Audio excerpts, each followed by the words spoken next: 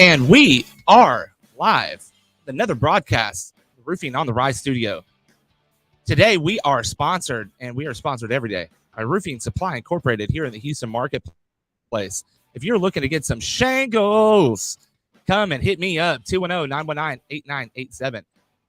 We're also sponsored by West Group Public Adjusters. West Group Public Adjusters is a badass public adjusting group. If you're looking for an awesome PA, gotta hit him up. Like, I don't know if you know Jamie, but Jamie's a pretty awesome guy. Today we have an amazing guest, Brian The Dude Labrune. What's up, Brian? What's up? Hey, brother. How you doing today? Man, it's a weird day. It's kind of a weird. We were just talking about that. It's kind of like, I don't know. It just kind of feels weird. Kind of felt off. Workout was off. I don't know. It's just different. I think I need a solid cigar and a good cappuccino, and I think that should cure just about everything. Yeah, or maybe a good bourbon on the rocks. And I'm not a drinker, so I'm normally not either. But that's a good Friday kickoff. Oh man, if you are out there today and it is a weird day, get yourself a cigar and a bourbon because it's going to be a great weekend. Again, I got Brian here today. We're going to be talking about all kinds of stuff. And we're just kind of talking about like the weirdness of the end of the week. It's just kind of like a weird kind of deal. I'm not going to explain why, but anyway, I had an interesting morning. I woke up kicking sharks in the face. My workout was pretty interesting. Recovery was great. Like I got this hydro massage chair at Planet Fitness. Oh man. So for like 10 minutes, it was solid ecstasy. I'm telling you, it was absolutely amazing. But Brian, I am super excited to have you on. Could you tell me a little bit about yourself, a little bit about what you do? Well, no surprise, I'm a roofer. I'm not a born roofer. I was born in actually a small town in South Dakota. Ranch kid. Grew a lot of ethic on a ranch, and had a lot of unique friends growing up in that aspect. And some of them were furry friends, I guess you could call them. Not the furries of today, but actual furry animals. But I like how you differentiated between bro.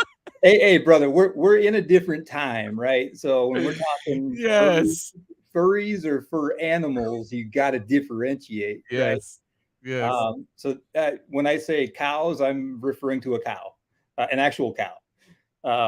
But we had plenty of cattle up there. I ended up taking over the ranch as we got older, and I still own it today. Got a great family on it. Yeah, I raised my 5 kids. 4 kids on that ranch. My latest child is 2, and he was born here in Florida. But I started off my career sheeting houses out of high school, and I was a framer. I was a sheeter. One of the most. Shut up. I was, man. I did it. Windstorm, my sponsor does, bro. Like for 50 years. No, I'm just kidding. He's like 50 years listen, old. Though, I mean, I enjoyed it. Being outdoors, being able to create. That's the key to my history is creation. Could you do like those like rounded, squared, badass, like cut out ceilings? Do that type of stuff? Man. Cathedrals were fun. You get into cathedral ceilings. That was a lot of fun. It was just the clowns that you had working with you that they figured out how to mess with a collet on a nail gun and fire one at you. That was always fun. But no, that's way back in the days, man. You're talking 97, 98, 96 was when that was. But oh shit, dude, I was born in 92, bro. Yeah, well, yeah. But I hold my age well then. You do? Yeah, I do. It's well, kids keep you young, and you got three, so you'll know that. They keep you young, but everything I've done's been relationships. Yeah, actually, I have 4. Well, I saw three on your Not a Facebook. yes. So not everyone knows about my oldest. I do have an older boy with a prior marriage. Gotcha. Aaron, shout out to you if you're watching this. I do love you. So anyhow, yeah, Yeah. definitely So a different thing. But yeah, I got 3 at the house, and it is a lot. You know that. I do. I've got five in the house, um, Oh, and they oh, range from 20 to bless your 2. heart. Um, Whoa, big gap. whoa. Hold on. Big gap. A 2-year-old. What was what? Oh, What happened there? oh What man. happened there, bro? I think our You lead were in. doing great. I think our lead in with bourbon maybe had something to do with it. I don't know, but you know, fun times, and we named him after the town that we live in, Bradenton. So his name is Braden. Um, really a good little guy, man. Lots of energy. But where I was going with that was, relationships are what got me to where I am today, and also the experiences of the past that defined, my importance on time has got me here. I actually got into after sheeting, I built a relationship with a gentleman that owned a car lot. So I got into selling Ford cars in the early Okay. 2000s. From that relationship, I got into, it was a couple years later, I sold believe this or not, I sold a Mazda CX-7 to a rancher, to a rancher of all, Really? that came in, said he wanted something fuel efficient. He ran a manufacturing floor. And all I had on the lot that day that, fuel efficient would get up and down country roads was this all-wheel drive CX-7. And I thought, no way this rancher was pulling a gun on that car. But he did. He came back a little later and offered me a position with his company, which is Terex. Terex is a huge equipment company. It rivals John Deere and Cat. And that's where my career really grew. I was able to learn that I could lead people. I was taught there that leading with purpose was really a game changer in your life. I had 220 dotted line people that I was able to lead, and man, I mean that was the catalyst of my career there. Um, 2008 hit, we downsized from 38 million on that line to 6 million in a couple weeks time, and That's a when big it's a it dramatic change there. was depressing because I was one of the leaders that had to help tell people they had to go home, and Mm. when that happens, you find out who you are and you find out what you're made of, and that's something And that wasn't for me because these are people I was building up. I was never taught to tear them down, and I felt like I was, so I left that industry with a heavy heart. And I got into Class C supply sales, which is distribution into manufacturing floors for fasteners and things like that. Did that for 8 years and was able to build a phenomenal team there too. And kind of, mentally, I kind of put myself back in that spot where I was framing houses again. And I remembered how much I enjoyed that and the outside work and being able to create. And I'm a Christian, so I believe that God has a lot to do with your life, as far as mm, leading your life, but giving you options in life for you to see those options. And it's up to you, I believe, to jump and take it. So I did. I had an opportunity here in Florida to come and lead in a roofing company, and did really well and enjoyed every moment of it. And had an opportunity to jump out on my own and do it. And I thought, you know what, these doors keep opening, and I'm going to keep walking through them. And that's what's got me to where I am today here in sunny Sarasota, Florida. And I lead a phenomenal team, and these are people I can grow the right way, the way I would want to be grown. And we just so happen to roof and do exterior work. man, so That's a that's that's a lot. That's quick, right? Yeah. You could do a mini episode with that right there, like Uh, alone. yeah. I mean, you want to get into the story of Pops, right? My dad. I could give you episodes on that, and that's comedy. Oh my gosh. So tell me a little bit about the mindset that you had whenever you first got into the roofing sales. Oh, it really brought me back to construction days. And I noticed out of school that I really enjoyed it. Um, there was something about connection and being outdoors, um, building structures or rebuilding structures. Those things, they're fun. The relationship with the homeowners, or the commercial managers. I mean, those are fun relationships. They rely on you to go out and take care of something that's important to them, and supply a finished product that not only you're confident in and love, but they do as well, and they love you for it. That is where the difference is. Money never motivated me, never has, and never will.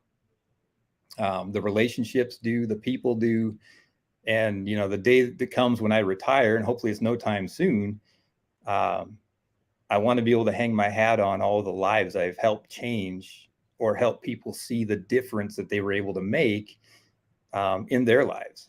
So that's what Mm, does it for me. I like that. So, you talked about your pops a little bit. You're like, "Hey, that's some humor." Mm. Let's talk about because we talked about it, kind of weird little days. So, let's hear some humor, man. Get us laughing. Yeah, well, I mean, let's go deep with that, and let's go with Yeah. the why of it. Um, Ooh, I like that. let's go back to ranch days, South Dakota. Pops, he was a fun man. I didn't understand him as a kid, and a lot of us, I don't know if we do understand our pops as a kid. I think we understand our mother.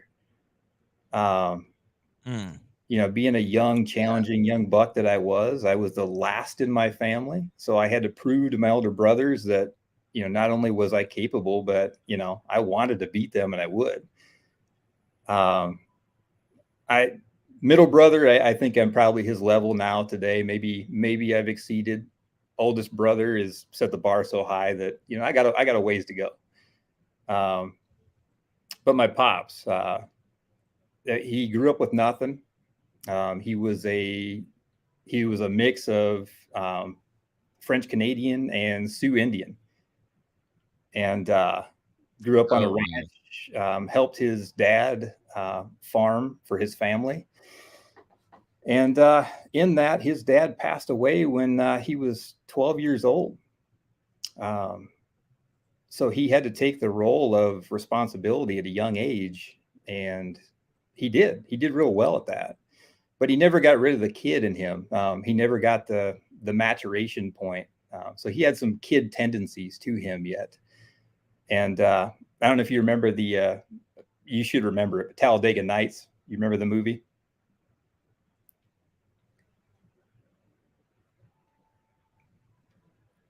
You recall Talladega Nights?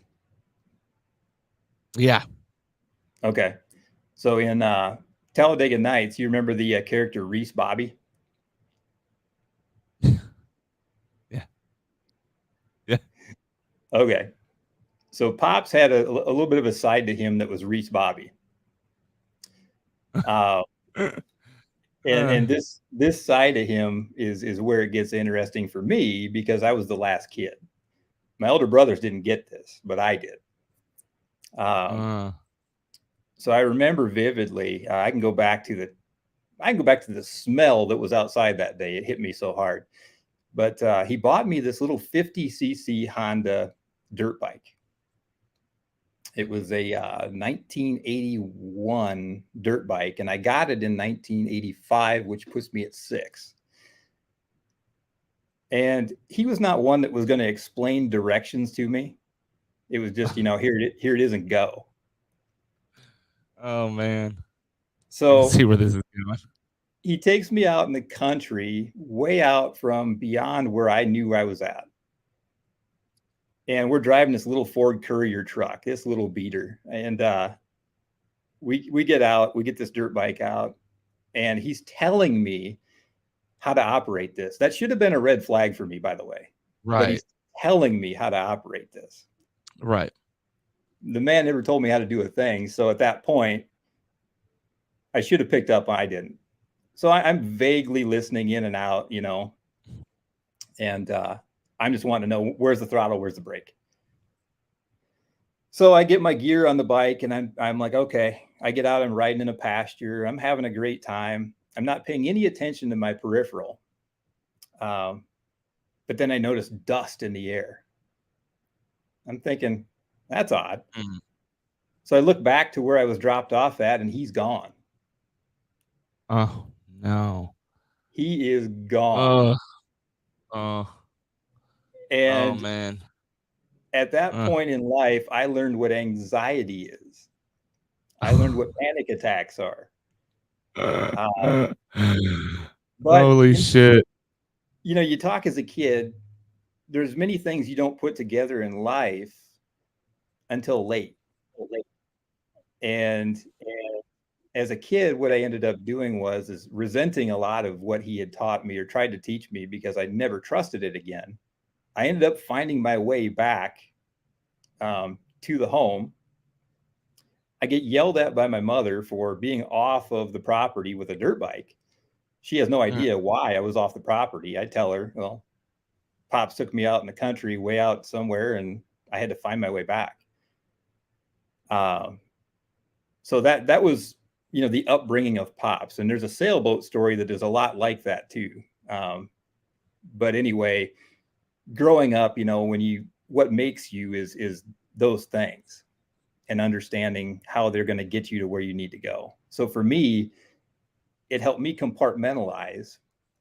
It helped me understand a sense of urgency.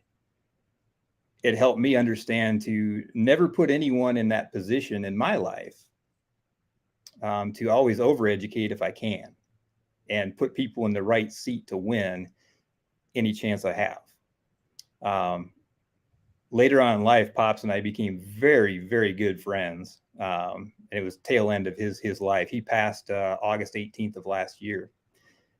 And I was lucky to have him as a really good friend. But a lot of the things I do today and a lot of the ethic and knack that I have for seizing the moment right now is due to him. Yeah, I hear that, man. My mom was my rock. I didn't have my father in my life growing up, so mom was my rock growing up. There are many of those differentiating times, those moments in which that challenged me as a young man, as a young child. That was basically a turning point in my life, you know. And we talked, very briefly about childhood trauma before we jumped on here, and that being a motivating factor for a lot of the things that happen in your life and or your why a part of it, right? And I find that with a lot of people, especially a lot of successful people, they use that trauma as fuel for the fire, if you will. And they use it in a way in which that is productive for them. So, to each their own. Everyone processes things differently. Everyone does things completely differently. But for me, therapy was a big part of that. Like I seriously had to seek therapy for a lot of the things that happened, but there were those times that they literally molded me as a man, right? One of those was, going to the Cal Farley's Boys Ranch. I went to a boys ranch for a couple of years. And so, mom and stepdad took me up there, and, bless my mom's heart, she only was doing what she thought she needed to do by the direction of the people in the church. So, um, it, I don't feel like it's her fault, Mom. If you're watching, this is not again. I don't feel that it's your fault. It was a very determining factor in my life, though, because I was broken at that point. I had been broken before Mm-hmm. by a lot of the men that were in our life because of the choices that my mom made.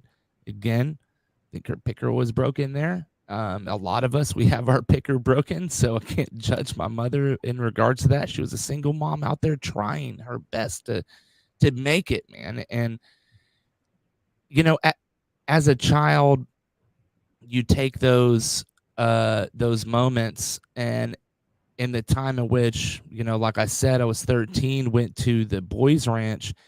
That was a determining factor in my life where I looked back to everything else and I was like, I got this. And then it broke me again. I mean, I had no outside contact for anyone outside of 60 to, no, it was 30 days. So 30 days, no outside contact from the world. My mom, stepdad, sister, nobody. Um, and my stepdad died during that, or not my stepdad, my great grandfather died during that time, and no one told me, and everyone went to the funeral, didn't tell me about it. So there was a lot of things that happened there that that right there in that time period was the breaking but christening of what I consider Mitchell, or who, like, Goggins, right? So that's the person that you develop, right? And Yeah. for me, that's Marquise Mitchell, because I went by Mark for a very long time. That was my name, Mark. But I had to develop this person, and maybe that's going to be in my book.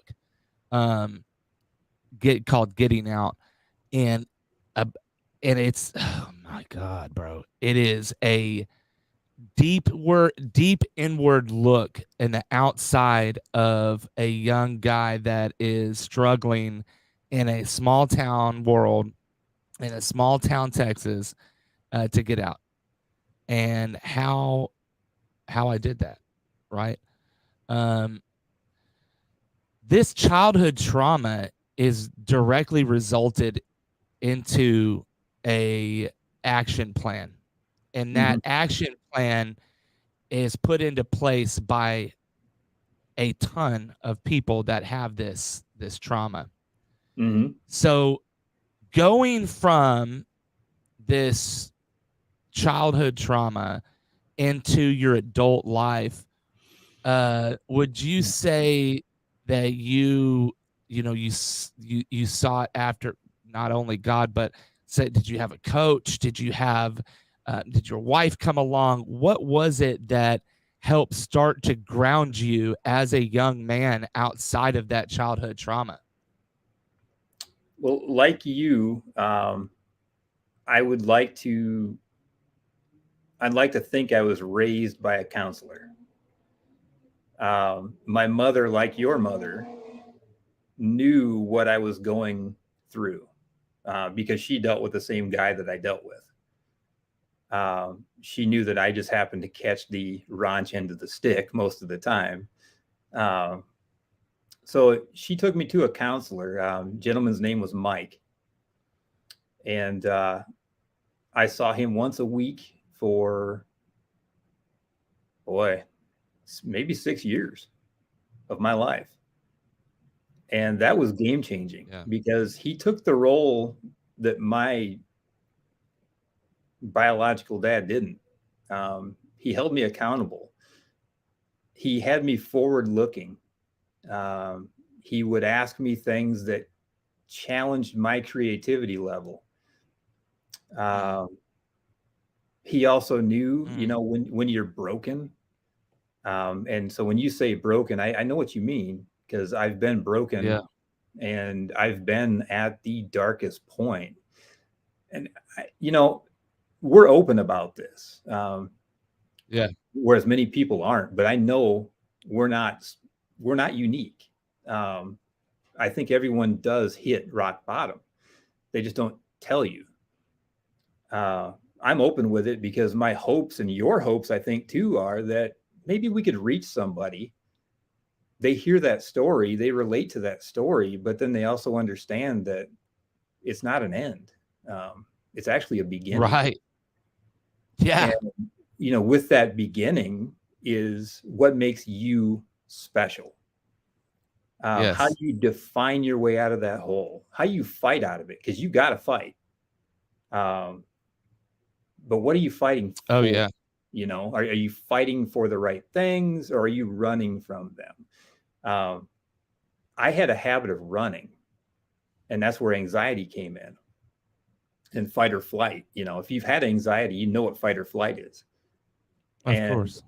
I have learned that you fight it every time, and there's a new lesson to be gained. It's hard. It's not easy, but if it's easy, Yeah. everyone does it, right? So do the hard things Yeah. in life, and you're going to shine, but don't keep it a secret. Keep it out in the open for others to see so they learn. Um, that's what's special about, I think, what we do, and goes down the roads that we need to go down. With my company, and I'll plug it here for you. It's Southeastern Roofing and Construction. One of the things I preach within the whole team is stay outside your comfort zone. Magical things happen there. What you do in your day and what you can pull off in your day is determined by that comfort zone. Do you like going home at night knowing that you were comfortable that day? Do you feel accomplished? And most will tell you they don't. They feel like they did a job, but it wasn't special. Push yourself to do the extra things. I challenge our team here. And so one of the ways I challenge us is my team, when you're hired with me, you have a gym membership that I pay for. I expect that an hour out of the day that I pay you, you're in the gym. You're making a difference in your life. But you're burning off some stresses too along the way. You're being healthy. You're creating healthy habits. I have a financial aspect to what we do too, and it's financial training, and it's not something that I do. It's a third party.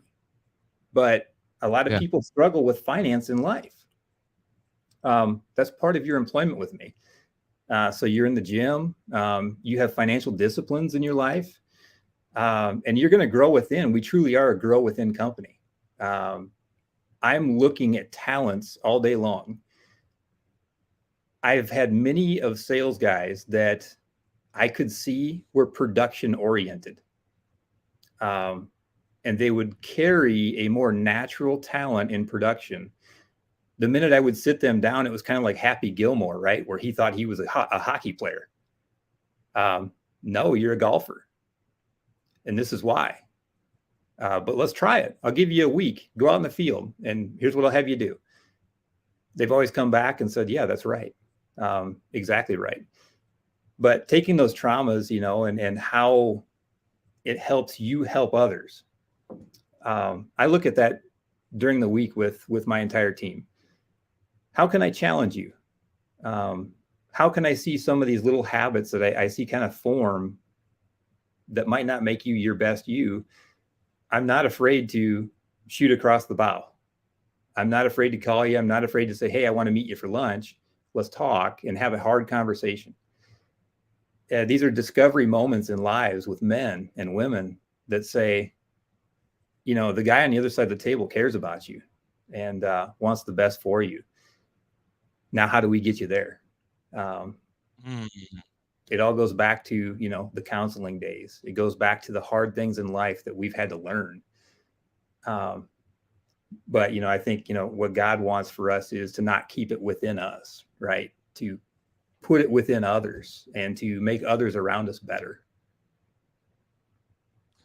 Yeah, man, you're a lighthouse to those that are around you. And if you don't fulfill that purpose, then you're like Jonah running directly into the mouth of the whale, which is interesting. that Jonah comes to mind. Um, Jonah was actually topic of conversation with a lawyer friend of mine, Timo. If you're watching this, what's up? Big shout out. And he was like, I know it's kind of off the wall, but because I was talking, because I said something about Noah, or excuse me, Jonah. Jonah. I have to say so. I have to say this. So we're in the Post Oak Hotel. I think we had smoked some cigars earlier that day or whatever. Anyway, and we're hanging out like the 25th floor in this awesome like place called the Oak Room, and Timo goes, uh, he goes, "Who's the longest woman, or who's the oldest woman that ever gave birth?" Ooh. Do you know? Do you know who that was? Oh boy, you're gonna challenge me. No. Historically or biblically? So, biblically, and this is a historical fact too. Abraham's wife Sarah was 97 years old. Right? Um, that's pretty old. That's really, really old. I want to say it's close to the oldest. I don't know if it is the oldest, but that's who I brought up. It's got to So I said, well, you know, she had Abraham's wife had a baby at 97, Sarah, and that's old. And he goes, listen, we're not talking about fishes swallowing people, okay? And I was like, my homeboy JT was like, listen, no, you asked for like historical evidence. Like this woman lived. And he goes, no, you're talking about just some ancient stuff. Like that didn't even happen. I'm like, no, hold on, wait. Do you believe in Islam? Oh yeah, Islam's a real thing, right? Okay. Well, do you believe Muhammad walked around? Yeah. Okay. Well, who gave birth to that man? Sarah did. Sarah is the birth. She's the person, actually it was her handmaiden, but birthed the Islamic religion. And so I was like, I'm almost 100% positive it's Sarah. Don't quote me. Jim Johnson, if you're watching, I know you got this off the top of your head. We talked about it in Contractor Fellowship like 10 weeks ago. I know this doesn't help, but anyway, so Sarah had Muhammad or not Muhammad, excuse me. I'm off on the names, but anyhow, birthplace of the Islamic religion, and that was directly resulted off of us talking about swallowing, fishes swallowing people. It was absolutely hilarious. And we're all just like, I mean, leader of the GOP party sitting next to me, our manager of the GOP party sitting next to me. Timo's over here, my homeboy JT's over here. So it's like it's a fluent little spot there, it's a nice little area, and like everybody's listening. So like when he's like, we're not talking about fishes swallowing people. It was hilarious, bro. Being able to be that witness and both with historical data. Ishmael, excuse me, not Muhammad, Ishmael. I knew it was going to come to my head. So if you're Islamic and you're watching this, don't hate me because my first religion was Islam. That was the first religion that I was exposed to was Islam.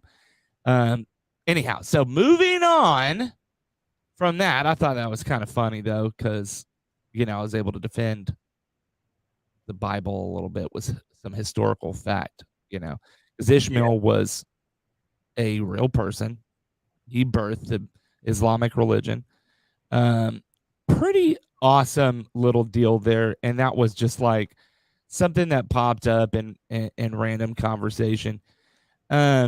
So we're talking about being a lighthouse, right? Being different, being and being a rock in people's life, really. right? Because that's what that lighthouse is, right? Because that lighthouse has to sit on a rock, generally a bunch of rocks. So tell me a little bit about your sales organization and how you keep your sales team motivated. Motivation is really comes down to behavior, discipline and behavior.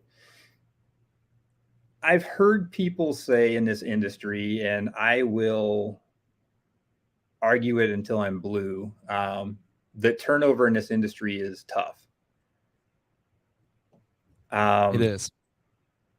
I don't have that issue. I hire people based on what their abilities are, what I can see their abilities are. I don't have walk-in people interviewing, so that's probably why. I believe in relationships, whether it be LinkedIn, whether it be I noticed, work they do, whether it be some public engagement that I do, because I do typically 3 engagements a week where I'll go out and I'll speak publicly. But I build relationships, I remember names, and I'm looking for specific talents along the way. And what I'll do is if I've seen someone that has interested me for one reason or another, I keep them around me weekly. And whether it's a lunch, a phone call, or something, I'm looking for consistency. And if that really is the person that I think they are, I've got the relationship to recruit them. What I'll do from there is I'll recruit them into the team, or I will have them, what I call is on the bench, where I know of a circle of people that have specific talents that I like. And when a position becomes available or our next level of scale, and we're going to hire another 5 or 6 coming up in the next 2 weeks, I can tell you on the bench who I'm going to call right away. I don't have to spend any money on, the recruiting platforms, the headhunters, because I already know them. I've had relationships with them over time, and that is powerful for me. If someone leaves this team, it's because of my grow up or grow out mentality. One thing I do not do is I do not hold anyone stuck to a non-compete agreement. And that's a sticky thing. But I don't believe in it. Ooh. The reason I do not believe in a non-compete is because if I brought you on this team to grow you, why am I going to hold you captive? That's double-handed. I don't believe in it. The way I see it is, if you are expressing or showing to me that you have high-level aspirations and you have high-level ability, and I currently don't have a spot for you on this team, but I have a competitor that I have a relationship with that's got that spot for you, I will prod you to go take it. It's not because I don't want you.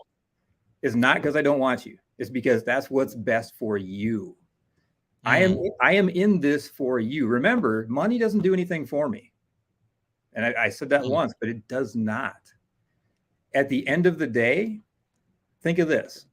If you can have a local industry around you that you have competitors with people on those teams that you have grown, they will respect you. They will be loyal to you. And if they're out around your job sites, they will leave it alone because they respect you. They remember what you did for them. Now, adversely, if you wanted to go and do a non-compete agreement and you wanted to run down that road and get people to resent you, what are those people going to do to your business when they can compete with you? It's not a good thing. I believe in your growth. I want you to grow. Therefore, it's grow up, meaning I've got room for you on the team to grow, or it's you're ready to grow and I don't have room, but I'm going to grow you out. That's my commitment to you.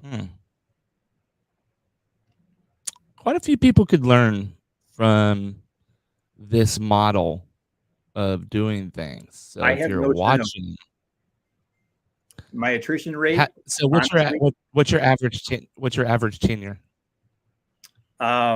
Boy, right now we're sitting at, this is a new location for me.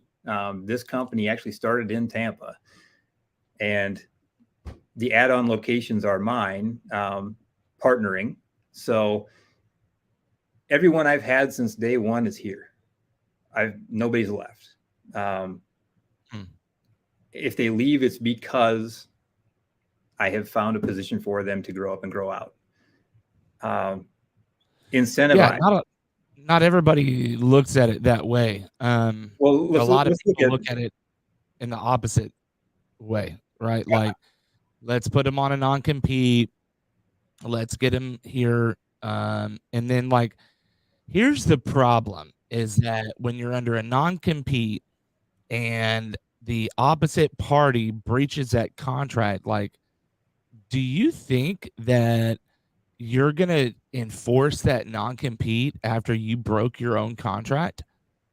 Do you feel that it's acceptable to go after a sales rep that is working for you, and then you break your contract and they leave because you broke your contract, and then you find it acceptable to sue them? Definitely not the way in which to grow, like you're saying, grow individuals in this industry at all. It's not a healthy model. Those people that have those types of deals generally have a higher turnover rate. And like you said, what happens whenever they're competing against you? That really damages business a lot. What you think you're doing is protecting business know-how. You're protecting business relationships. You're protecting your secret sauce. But I mean, let's be real. None of us have a secret sauce. No.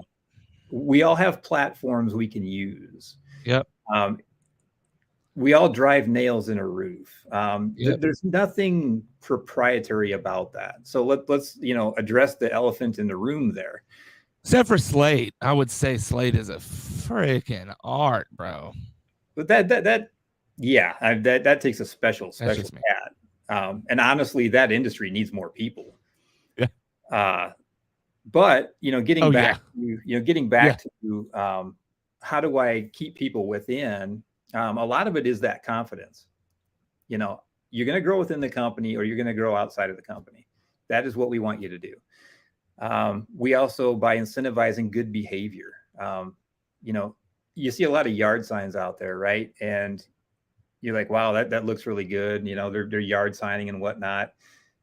But if you ask a sales rep how he feels about carrying, 40 signs in his car and 40 pieces of metal in his car, and then leaving a sales call and, forgot the sign, and that property was 50 miles away. Now he's got to go back and sign it. They resent those things. So I say, let's do just the opposite. Let's incentivize it. So, in all of our jobs, we have pre-production photos. So as we photo a job, part of that is you have an incentive bonus if there is a photo of you in front of that house with a sign in the yard. I like it. So I'm incentivizing good behavior. Just like going to the gym, I'm giving you that hour of the day. And believe me, I know if you have signed into the gym because they have logins, they have electronic logins. I can log into my account and I can tell you who all on my team goes to the gym. That's pretty cool. Do. Yeah, they all do. And it's great. So we incentivize good behavior. We don't hold that back. As far as what they make, you're licensed. Yeah. Yeah. So Florida requires a license. Oh yeah. Yep. Absolutely. Are you in any other states? No, right now, no. We will be. The plan is to grow up right now we are on the west coast of Florida. So the next step is to get on the East Coast and then actually run up the East Coast. Okay. Wow. The reason why I bring that up is it's something that's kind of big in our area, is talking about the licensing. It's a spicy topic right now. Because so everybody wants to gripe about the low barrier of entry and 2 trucks in a truck, stealing business and deductible eaters and yada yada yada. But nobody wants to talk about voluntary licensing. I mean, they do, but I mean, you're getting an RCAT post, a HARCA post, and HARCA and RCAT. I love those posts, but we need more than that. And that's why I have said something about it a couple of times in our meetings. I am on the board of HARCA, not on RCAT yet, aspiring to be there very soon. And I'm on committees. So these board meetings and these committees, each time I'm voicing that, hey, let's talk about licensing. Hey, let's put out a video about licensing. Hey, let's talk about it. Let's actually put out a campaign about the licensing. And it needs to be towards the consumer, right? And there's a lot of that in Florida where the consumer is educated about the process and about the contractors that come in without the license, right? So it's easy to spot those contractors when they do come in. But what are your thoughts about let's say an outside and actually, you know what? Let me refine this question. What are your thoughts about licensing, period? What do you think that licensing does to our industry? I like it on the consumer level. I also like it on the professional level. I believe that they should be a little more stringent as far as what it takes to get that license. Florida does have some loopholes in the licensing process, and it's known. You can rent a license if you want to. It's got to find someone who's got a license and let them endorse you. I think at some point they get rid of that. Honestly, I think they need people that really understand how to roof, how to keep it up to Florida building code, and ensure that people that are out there doing these roofs are adequate. They're capable. Because like Miami-Dade is kind of like the that's like the posters. That's like the red stamp of approval. So if you know how to Miami-Dade roof, you know how to roof, right?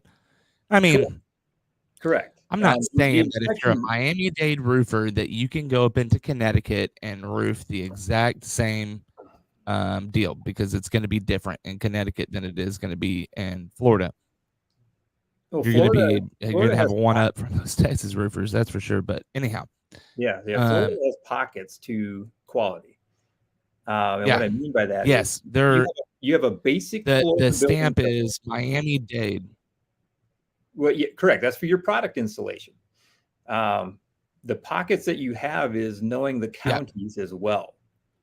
Because you do have Florida Building Code, Miami-Dade approved, but each county also has its own innuendo. So specific counties look for specific things over and above that code. And if you don't know that, you can get caught into it pretty quick. Flat roofs, they don't want them flat. But you'll see a guy that'll try and slide by and do a flat roof flat. No, it needs to have a minimum 1/8 taper. We do a 1/4 on all of ours just to ensure.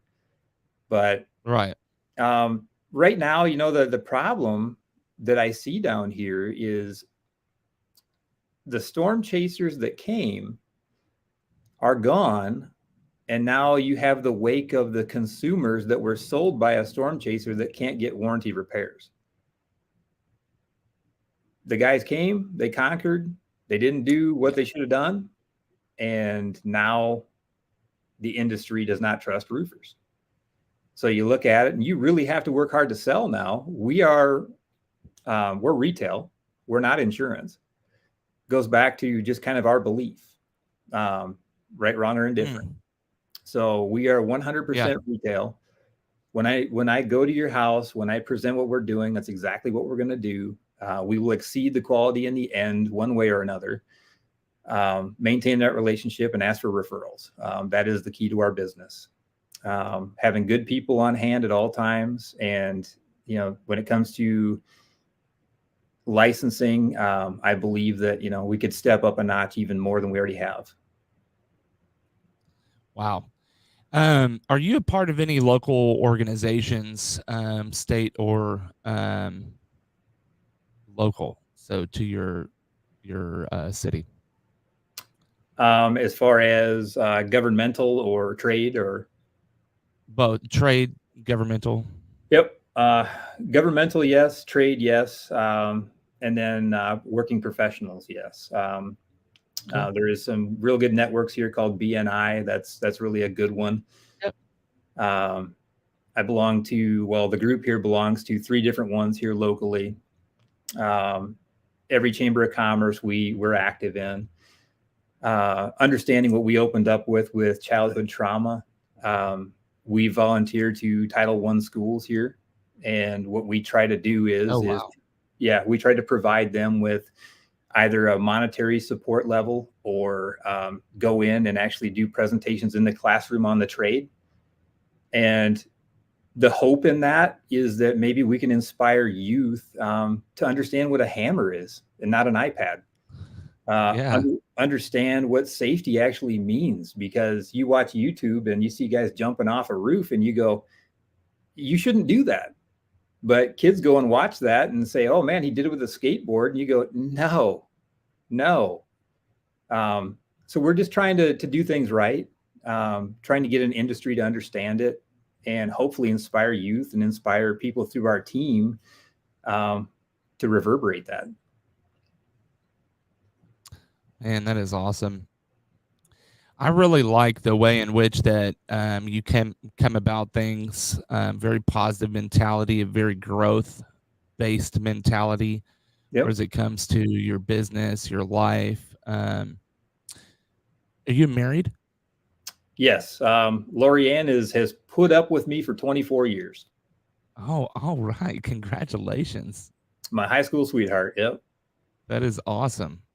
Yeah. Big shout out to my wife.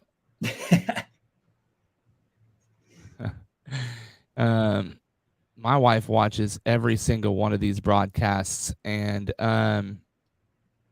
she makes sure that everything's going the way it's supposed to be. If there's any audio issues, she pipes in, lets me know what's going on. And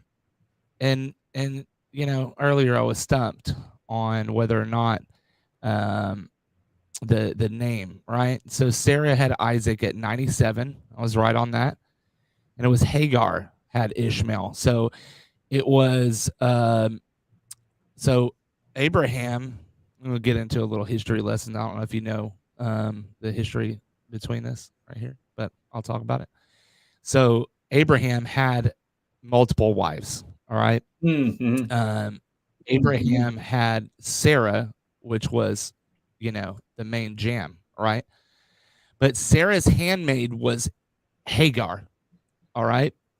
And handmaidens sometimes were also a thing, right? So Sarah could not have kids, and that was an issue.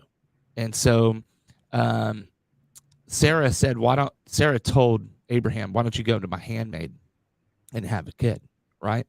And so through Hagar, they had Ishmael.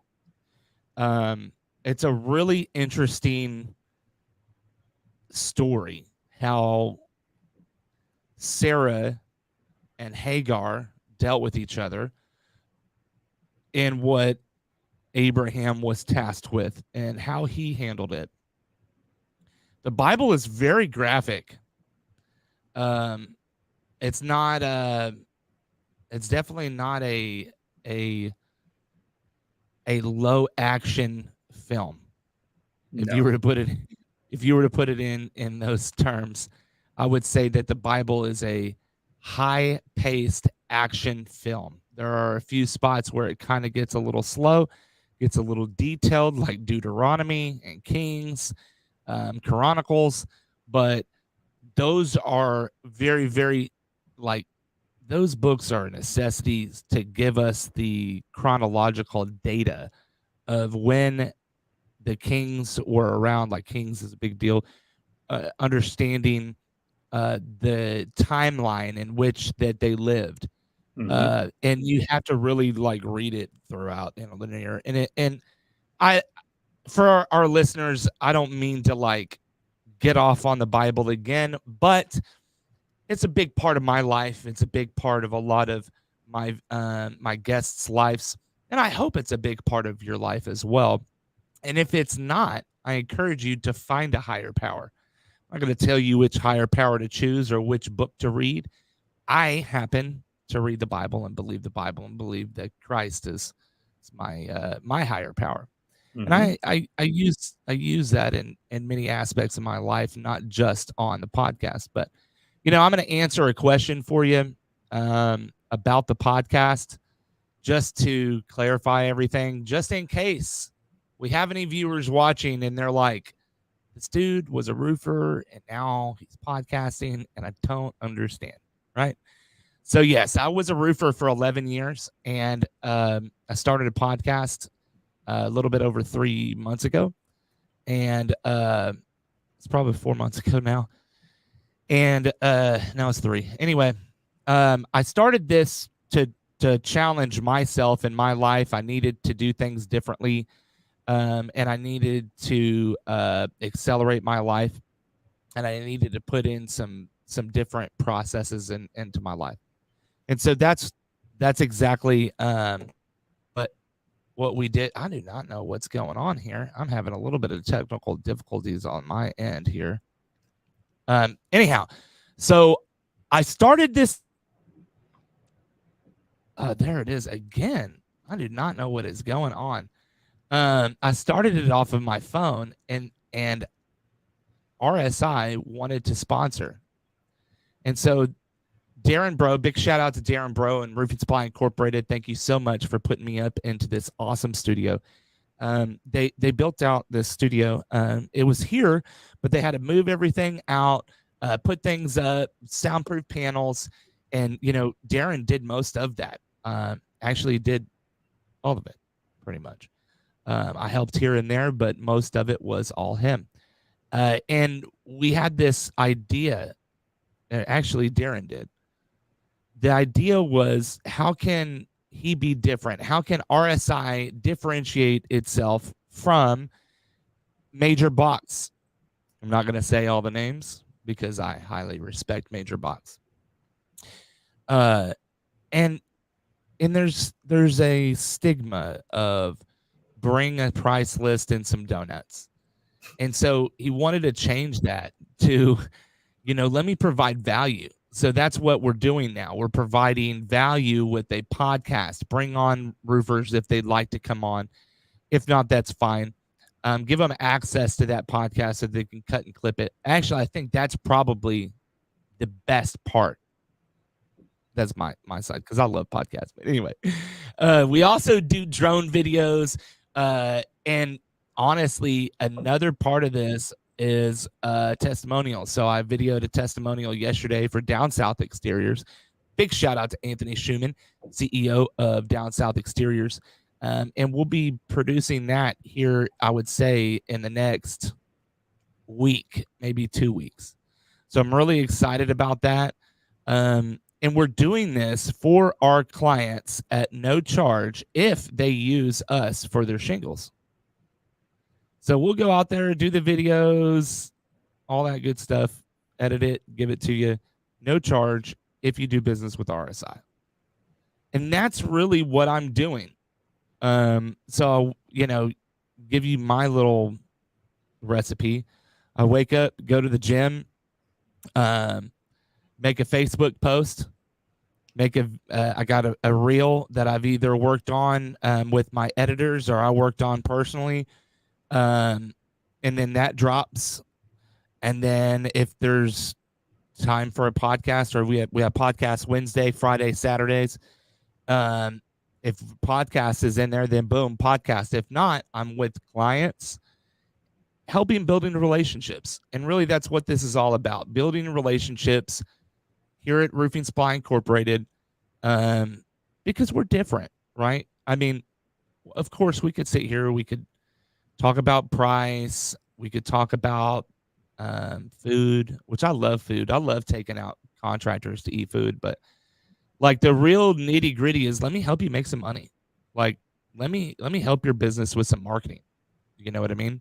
We can go out to eat. Let's go. But let's talk about your marketing. Let's talk about your Facebook. You know, that's one thing that I know I'm fairly good at it. Facebook. So, you know, the big determining factor of this podcast is innovation, right? What we do is showcase innovation, showcase the people that bring that innovation to us. You yourself, you know, you're in Florida, you have an awesome process. So your way in which that you go about providing a culture to your team is different. We're getting close to the end here. We're at an hour already. It's hard to believe that we've already talked for an hour. Could you give us, you know, anywhere between 1 and 3 good takeaways for a contractor or someone that's looking to go into entrepreneurship? Something that would motivate them. Absolutely. First and foremost, if you have an itch within you to be an entrepreneur and that's the road you want to go, don't be afraid of it. Fear is natural, but don't let fear define you. Drive through it, right? You got fight or flight in you, fight it. It's not that hard, really. And what you do, what you bring to the business, you have your own special attributes that will get you there. But just, you got to believe in it. Don't take the road of desperation, because that's where people get in trouble. They believed in a dream and they jumped out and they ran that dream, but then they got desperate. So believe in yourself and don't get desperate. The best thing in business is how you build the business. And that comes with your people. Biggest mistake I see out in the industry is people go out and they build a $3 million roofing company and they made no money. But look in their parking lot and you see 5 jacked up F-350s on 35-inch wheels and wrapped to the hilt. You didn't invest back in the company. You didn't invest in your people, but y'all look cool. Kudos, but don't do that. Understand your scale, build your scale, and then have the discipline to stay in your scale. Also, give back to your communities around you, because those are the ones that believe in you and make the difference for you. So if you can do that, people notice you. You do the jobs the right way. You have clean, safe job sites. Your employees exude your energy, because their energy comes from the person at the top. If you got a grumpy curmudgeon at the top, usually the employees are not the most social. They don't smile a whole lot and they're not engaged.